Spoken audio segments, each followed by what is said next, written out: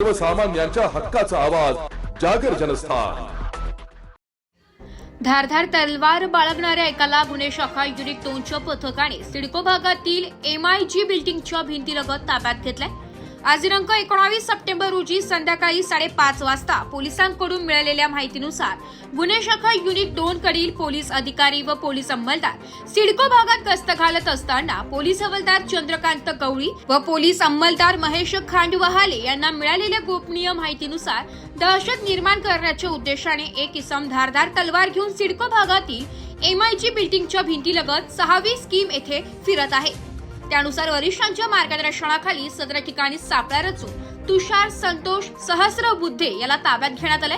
त्याच्या अंगझडतीत एक लोखंडी धारधार तलवार मिळून आली आहे। पोलिसांनी ती जप्त केली असून पुढील तपासासाठी त्याला अंबड पोलिसांच्या ताब्यात देण्यात आले।